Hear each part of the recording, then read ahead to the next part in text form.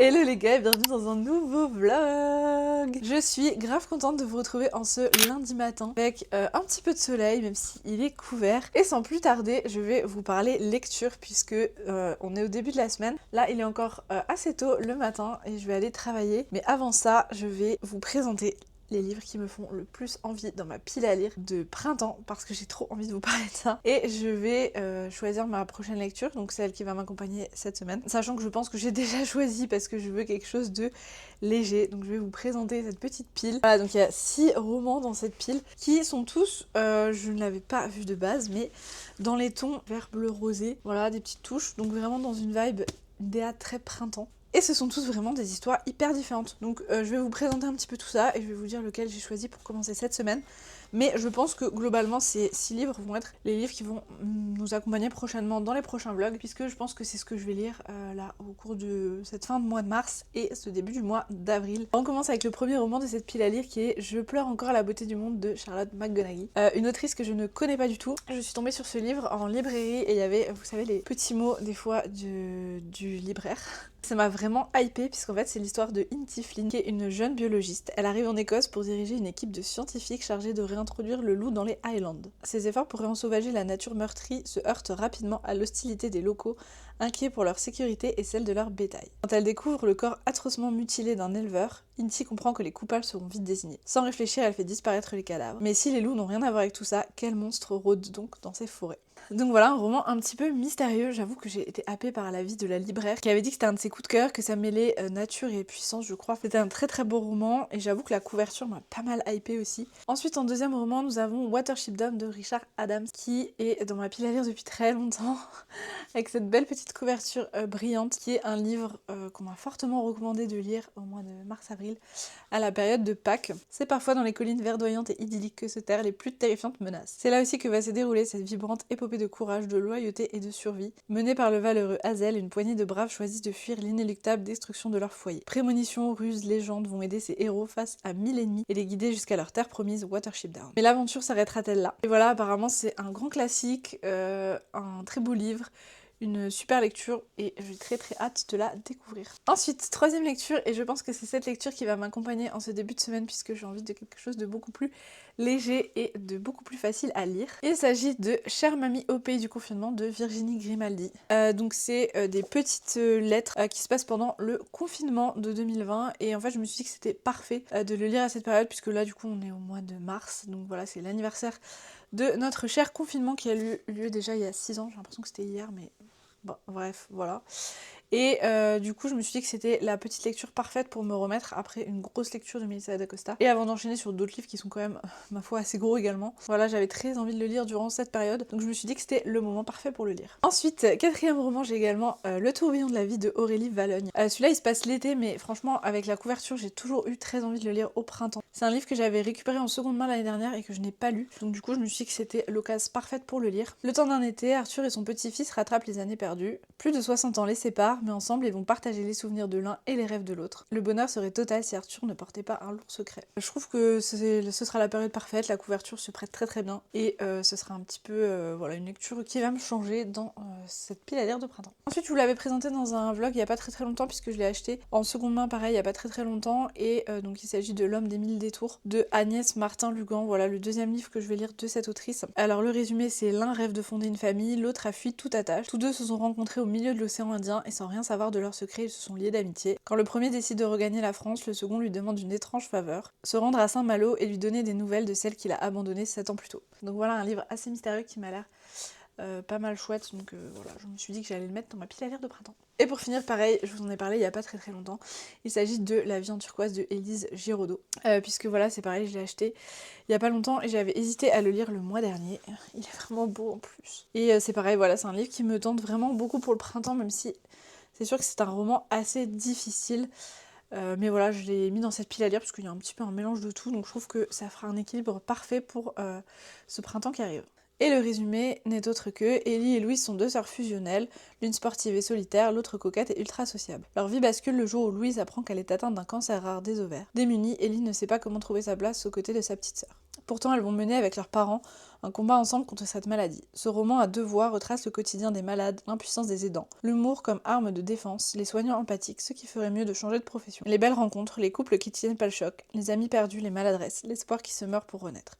Le cancer bien sûr, mais aussi et surtout l'amour sororal inconditionnel qui transcende et sublime tout. Voilà donc ma foi une belle petite pile à lire pour ce printemps. Et je vais donc commencer avec le Virginie Grimaldi dont je vous parlerai dans ce vlog.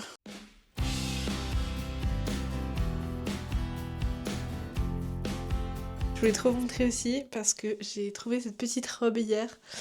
J'ai plus aucune robe dans laquelle je rentre à cause de ma grossesse. Et on va faire un shooting photo grossesse normalement début avril. Donc du coup, je me suis acheté cette petite robe et je sais pas, j'aime trop la couleur, j'aime trop la vibe. Donc voilà. Bon, je suis énorme dedans. Mais j'espère que ça va être Mims. Et puis ce qui est trop cool, c'est que c'est une robe d'allaitement, donc trop pratique. Puisque du coup, je pourrais la mettre cet été pour allaiter mon petit baby. Voilà. Je suis plutôt contente. Fin de semaine, avec ma petite sœur, on s'est lancé dans une recette de dessert albanais. Parce que pour ceux qui ne le savent pas, mon copain et toute sa famille sont d'origine albanaise. Et ça fait quand même très longtemps qu'on est ensemble et j'avais jamais essayé de cuisiner des desserts albanais. Et là, je me suis dit, c'est le moment, cette année, il faut que j'apprenne à cuisiner des trucs. Du coup, on avait fait un repas avec toute ma famille et mon copain a cuisiné le plat et avec ma sœur, on a fait le dessert. Du coup, avec ma sœur, on a essayé de faire une recette d'un dessert traditionnel qui s'appelle Chechepar. Désolée pour ma prononciation douteuse, mais bon, j'essaye. En gros, c'est un gâteau principalement au beurre et aux œufs, un petit peu dur, qui va baigner dans du sirop pendant un petit peu de temps et donc du coup l'absorber. Vraiment, celui que la grand-mère de mon copain fait en Albanie, il est excellent, c'est trop bon. Du coup, là, pour tester, on a pris une recette d'un compte Instagram qui est complètement différente de la recette traditionnelle. Moi, il n'y avait pas de point de comparaison possible. Je vais vous mettre le compte Instagram de la personne qui fait les recettes juste ici, parce que franchement, il y a plein de recettes, c'est trop bon, et si vous avez jamais mangé albanais, je vous conseille d'essayer, parce que c'est vraiment une cuisine vraiment super bonne, et on se régale à chaque fois. Bref, même si au final, le rendu était complètement différent des gâteaux de la grand-mère de mon copain, franchement, on était plutôt contente du résultat, et pour une première, je suis assez contente, donc objectif prochaine fois, essayer la vraie recette traditionnelle.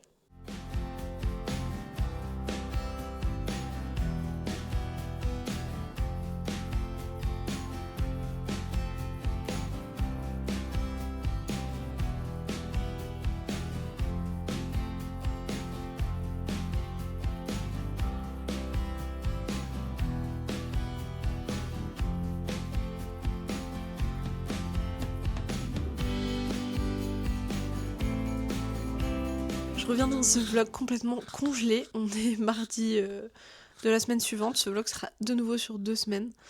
Et je viens vous faire un petit update lecture et j'ai trop froid. J'ai pas encore lancé le feu. Là, on passe de journée où il faisait 15 degrés, grand soleil. Ah, aujourd'hui, il y avait un peu de grêle. Il fait super froid. Bref, et dans 3-4 jours, il fait de nouveau 20 degrés. Donc voilà, j'ai hâte que ça revienne parce que là, je me caille sa mère. Bref, sans plus tarder, je vous fais un petit update sur mes lectures de la semaine qui sont là.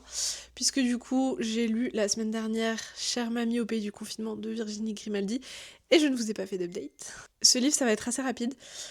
Puisque déjà c'est un livre très petit, il se lit très rapidement aussi. En fait c'est sous forme un peu de journal intime du confinement, où chaque jour pendant le confinement de 2020, donc le tout premier, Virginie Grimaldi a écrit à son papy et sa mamie. Et du coup on a pendant les 55 jours du confinement des petites bribes sur comment elle se sent, ce qu'elle fait comme activité, et ça va vraiment être des choses de ce qui tournait autour du confinement, le fait de faire des masques en couture, le fait de galérer à faire ses courses, le fait de se mettre à cuisiner, à faire du sport, faire l'école à la maison pour les enfants, etc. Donc voilà, ça m'a rappelé pas mal de souvenirs de 2020. Alors j'adore Virginie Grimaldi d'habitude, mais là j'ai pas forcément trop accroché au livre. Je pense que c'est le format, c'est très court, très rapide. Je pense que pendant le confinement, ça devait être cool de lire ces petites bribes, puisque je sais pas trop comment elle faisait, si elle publiait ça sur ses réseaux, ou je sais pas trop comment ça s'est passé, mais... ou même à la fin du confinement, ça devait être cool de lire quand c'était encore frais. Là, 6 ans après, bon, un petit peu moins. Ça rappelle quelques souvenirs, c'est assez cool, ça se lit très vite, mais voilà, c'est pas une lecture qui m'a transcendée. Et depuis, j'ai commencé une autre lecture qui est Je pleure encore la beauté du monde de Charlotte McGonaghy. Je vous en ai parlé du coup dans le début de ce vlog quand je vous présentais ma pile à lire de printemps. Mais j'ai pas lu grand chose, je suis à la page 50, je galère de nouveau à lire, je suis de nouveau dans un cercle en mode beaucoup de boulot, la fatigue, etc. J'ai hâte d'avoir mon congé maternité, il arrive, mais c'est pas tout de suite. Bref, donc j'ai hâte d'être en congé pour pouvoir me reposer et lire un petit peu plus, préparer ma future vie de maman, mais voilà. Donc du coup j'ai commencé à lire ce livre, pour le moment j'en suis vraiment qu'au tout début du coup, où Inti, donc qui est biologiste, est dans une forêt en Écosse avec ses collègues et il s'occupe de réintroduction de loups dans un endroit où les villageois sont assez hostiles à la réintroduction du loup. Donc pour le moment, j'en suis là, je n'ai pas plus avancé. Il y a déjà plusieurs choses qui sont posées sur le passé d'Inti, sur ses sensibilités à elle, des choses que j'aime beaucoup, donc je trouve que ça va être une lecture qui va être assez chouette à lire, je pense. Et on a déjà l'apparition d'autres personnages qui, je pense aussi, vont avoir un impact dans ce livre, mais pour le moment, je n'en sais pas plus. En tout cas, j'aime bien le début de la lecture, même si j'ai vraiment du mal à rentrer dans ma lecture. Mais je pense que peu importe le livre que j'aurais lu là, ça aurait été catastrophique. Donc voilà, je vous fais un petit update là-dessus quand j'avance.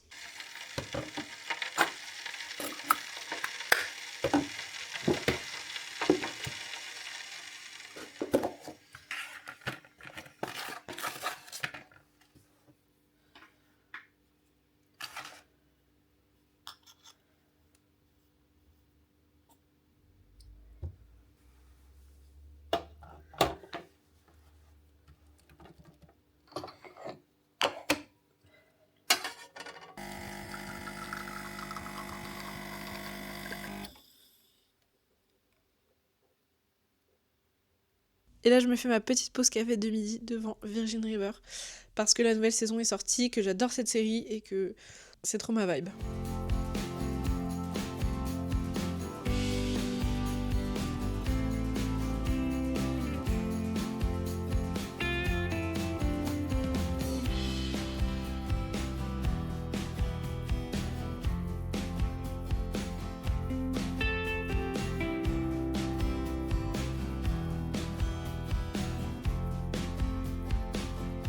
Hello, on est jeudi et je reviens vous faire un petit update sur ma lecture en cours parce que j'ai avancé dedans et elle est incroyable, j'adore cette lecture. Donc je vous avais dit que j'avais du mal un petit peu à accrocher à ma lecture, que j'avais du mal à mettre dedans parce que j'étais fatiguée, j'étais pas dans le mood et j'avais du mal à rentrer dans l'histoire. Et il se trouve que hier j'ai eu grave du temps pour lire, genre je me suis arrêtée de bosser, j'ai commencé ma lecture et je ne me suis pas arrêtée jusqu'au moment d'aller me coucher. J'ai même continué ce matin, j'ai lu plus de 200 pages. J'étais à fond dans ma lecture, je me suis pas endormie, j'ai adoré. Et du coup, j'avais vraiment très envie de vous en parler. Donc j'ai vraiment plus avancé par rapport à la dernière fois, donc je peux vous parler un petit peu de ce qui se passe dans cette lecture. Donc on va suivre Inti, qui est une biologiste, et elle s'occupe de réintroduire les loups en Écosse pour sauver la forêt. Elle va se heurter à l'hostilité de tous les habitants de la zone dans laquelle elle travaille, puisque bien évidemment c'est une zone où il y a beaucoup d'élevage de moutons, les gens ont peur que le loup s'en prenne aux moutons, que le loup s'en prenne aux habitants, donc du coup voilà, il y a un peu cette hostilité par rapport à ça, et il va également y avoir une histoire de meurtre. Bref, je peux pas trop vous en dire sans spoiler parce que par rapport à là où j'en suis, si je vous dis un petit peu ce qui se passe, ça spoil quand même un petit peu l'histoire, donc je vais pas vous le dire. Mais en tout cas, Inti découvre un cadavre et du coup elle a peur que le loup soit accusé d'avoir fait ça et que ça ruine tous ses efforts de réintroduction. Donc en gros c'est ça le pitch, mais ce que j'adore dans ce livre c'est qu'il a de multiples facettes. Déjà on suit la vie de Inti avec sa sœur jumelle, il y a des flashbacks un petit peu dans le passé. Elle a une sorte de... c'est pas vraiment une maladie, mais en gros elle ressent les émotions des animaux et des êtres humains. Par exemple si elle voit quelqu'un, je sais pas, se faire piquer avec une aiguille, elle va le ressentir elle-même. Je sais plus comment ça s'appelle, c'est dit dans le livre mais j'ai oublié. Et bref, donc ça c'est assez intéressant, donc on suit un petit peu comment elle s'est construite enfant, adolescente, puis plus grande. Entre sa mère et son père qui sont séparés, sa mère qui vit en Australie, son père qui est vraiment un écolo à fond dans la forêt canadienne, sa sœur jumelle qui elle n'a pas ce problème de ressentir les émotions comme elle les a. Donc on suit déjà sa vie à elle. Ensuite on va suivre la réintroduction du loup dans les Highlands. Et c'est ça que je trouve hyper intéressant dans ce livre, c'est que d'un point de vue écologique, ça raconte vraiment bien tous les enjeux en fait de la réintroduction d'un grand prédateur comme le loup dans ces endroits où justement avant il y avait des grandes forêts, le fait que le loup a été complètement chassé, ça a enlevé les grands prédateurs, ce qui fait que les chevreuils ont mangé beaucoup d'arbres, restent au même endroit, les cerfs, les chevreuils, enfin voilà tous les cervidés. Donc du coup ça a empêché complètement tout le cycle de la forêt et le but de la réintroduction des loups là, c'est de remettre ce grand prédateur, de refaire bouger un petit peu les populations de cervidés et de faire en sorte du coup que la forêt reprenne un petit peu ses droits là où elle a toujours été. Donc je trouve que c'est hyper intéressant parce que c'est très bien décrit, on voit un petit peu ce que c'est le métier de ces biologistes. Donc ça c'est déjà le deuxième aspect. Il y a un troisième aspect aussi qui est la relation donc de Inti avec Duncan qu'elle va rencontrer dès le début de ce livre. Donc, Duncan donc qui habite dans ce village, qui est un peu solitaire, avec qui elle va nouer un lien et qui est le chef de la police. Je ne vous en dis pas plus, mais voilà, il y a pas mal d'intrigues également autour autour de Duncan. Et en parallèle de ça, il y a encore un autre sujet qui est abordé, plutôt l'aspect féministe, entraide, communauté, puisque dans ce village, il y a une femme qui est battue par son mari et tout le monde ferme un petit peu les yeux. En gros, tout le monde sait un petit peu qu'il la bat, mais personne ne fait rien et Inti s'indigne de ça et a envie d'aider cette femme qui est un petit peu seule contre tous, quoi. Donc vraiment, je trouve que le mix de ce roman, il est parfait. Il y a l'aspect enquête aussi dans la partie où j'arrive du livre, puisque du coup, on a découvert le cadavre d'une personne et du coup on sait pas, est-ce que c'est le loup qui a fait ça, etc. Donc je suis très hypée par ce livre et je pensais pas l'être autant, donc c'est une très belle surprise, je suis très contente. Et pour vous restituer un petit peu, là on est jeudi midi, donc ce livre, déjà ce vlog je vais le terminer aujourd'hui, comme ça je vais pouvoir le monter demain, puisque j'ai un week-end de 4 jours, vu que j'habite en Alsace, on a un week-end de Pâques énorme avec un vendredi férié, un lundi férié, donc c'est trop bien. Et ce week-end on a pas mal de choses de prévues, donc mon objectif ça va être de monter ce vlog demain pour pouvoir le programmer pour lundi et ensuite démarrer un nouveau vlog où je vous parlerai de la fin de cette lecture bien sûr, puisque je pense que je vais la terminer ce week-end tellement je l'adore, et pour vous faire un petit peu des updates sur autre chose, puisque à partir de demain mon copain et mon père vont commencer à poser le carrelage dans la nouvelle maison, donc je suis trop contente. Ça va commencer à avancer, moi bien évidemment vu que je suis toujours enceinte de 8 mois je ne peux pas trop aider pour le carrelage, mais je vais aller les voir sur la pause du midi, leur amener à manger, etc. Donc je vais voir un petit peu les avancées des travaux, donc ils vont faire ça vendredi, samedi et lundi, et dimanche on fête Pâques avec toute ma famille. Il va faire super beau ce week-end aussi, donc je pense qu'on va essayer de sortir pas mal. Donc là je vais essayer de filmer pas mal de choses sur l'extérieur, sur le chantier de la maison, sur mon avancée dans ma lecture, et sur je pense le début de ma prochaine lecture, parce qu'à mon avis je vais terminer très rapidement ce roman que j'adore. Et ce week-end je vais aussi avancer sur le chantier bébé dans l'appartement. J'ai quelques commandes de choses à passer, et là faut quand même que je commence à me préparer, parce que pour l'instant on a récupéré beaucoup de trucs seconde main. On a récupéré aussi des commandes de la liste de naissance, mais là faut vraiment que je commence à préparer plutôt l'appartement, les choses qui nous manquent, faire du rangement, du tri, et pouvoir un petit peu tout préparer, parce que je vais commencer tout mettre en place pour le mois d'avril. Comme ça au mois de mai je suis tranquille et tout est fait. Mon congé maternité c'est dans 2 semaines, donc là j'ai trop hâte. Donc là j'ai trop hâte et je vais vous partager tout ça dans les vlogs à venir. Bref, sur ce, je vous dis à la semaine prochaine, j'espère que vous avez aimé ce vlog. N'hésitez pas à me dire en commentaire ce que vous êtes en train de lire, et comme d'hab à me faire des recos de lecture, et puis je vous dis à la semaine prochaine.